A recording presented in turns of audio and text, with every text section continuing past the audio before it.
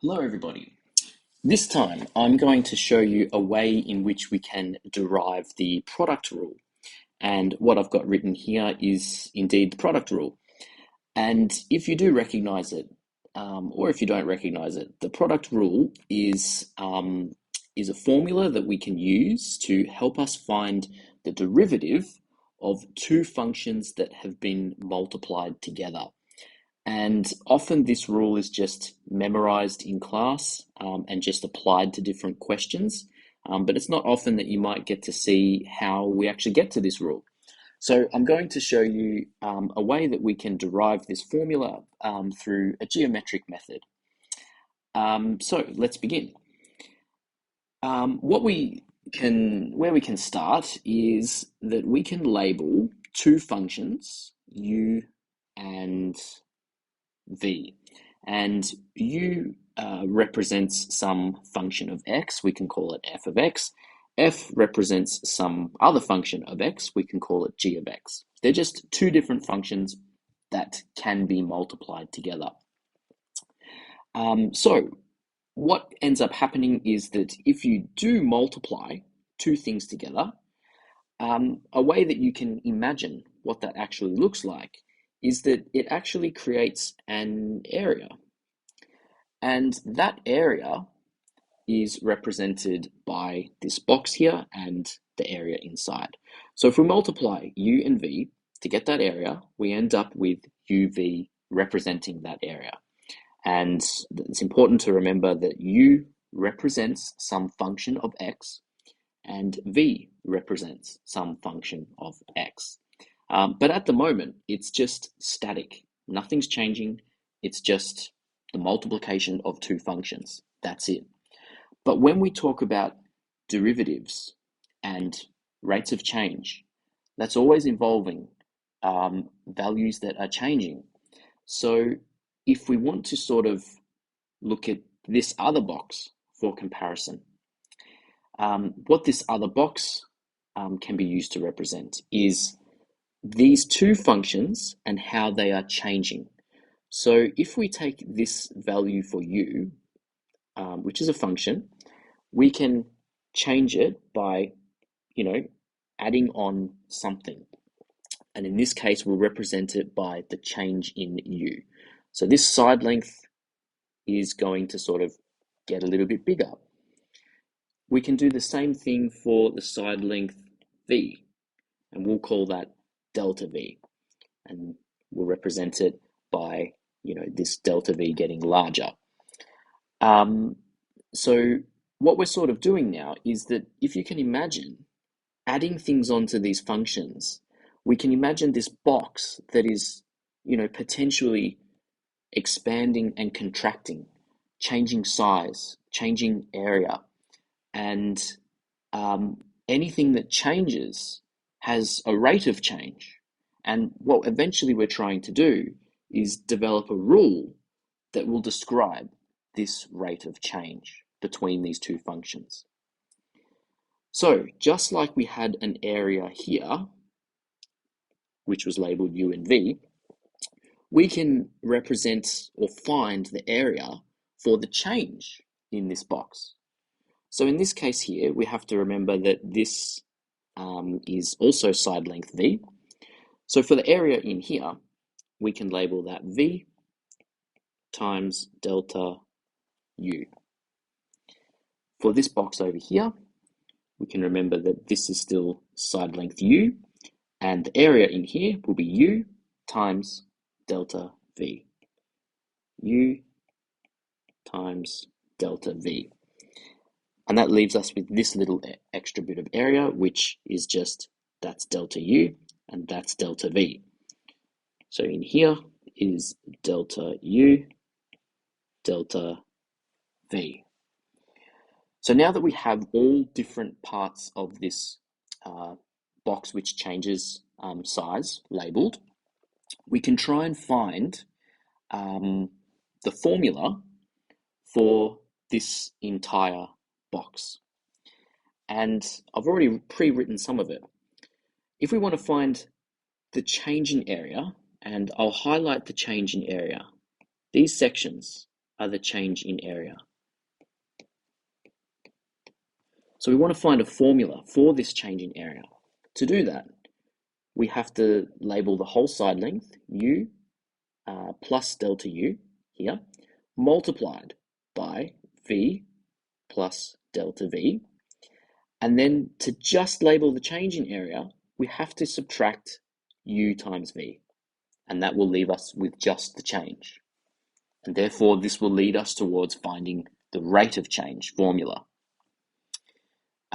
So if we just go ahead and expand what we have here, all right, equals, we end up with u times v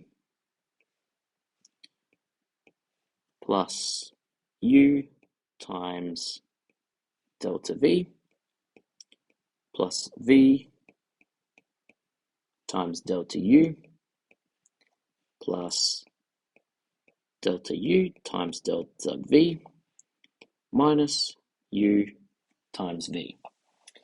And what happens here is you can see that we have a u and a v and another u and a v, so that's gone. And that leaves us with just u delta v plus v delta u plus everything else, delta u delta v. Okay, and that's about all we can do at the moment in terms of expanding those brackets. But the next step that we need to take is what we have here. If we divide through by the change in x, this is going to give us something that starts to look like the product rule that we have above. So let's go ahead and just do this part. So delta u delta v over delta x. And remember here, this is delta uv. This is the change in u times v out of the change in x, all values of x. So anyway, u delta v divided by delta x plus v delta u divided by delta x plus delta u times delta v over delta x. And already it's starting to look like the product rule with a couple exceptions. And that's this part here. That part is not involved in the product rule at all. But you'll see what happens when we just take a few considerations with what we're trying to do here. When we're dealing with rates of change and derivatives, it helps us to involve limits here, because if we let the change in x approach zero, this is sort of giving us all the possible values that we can have for x, and the way that the change in x can obviously, well, it only approaches zero, because if it is zero, then there's no more functions here. So if we end up taking the limit of the change in x as it goes to zero of the whole function, this is what it looks like here. And then using limit rules, I suppose you could say, and I've pre-written it here just to sort of make it a bit easier, we end up with taking the limit of all of these changes in v and x. So the limit of the change in v and the change in x plus v times the limit of the change in u and change in x, and this part over here. But the thing with this part is it's actually going to end up disappearing, which I'll get to in just a minute. But to clean this up a little bit, we have to remember what it means when we take the limit of something in this respect. And when we do take the limit of, the change in y with respect to the change in x, this is just another way of writing the derivative.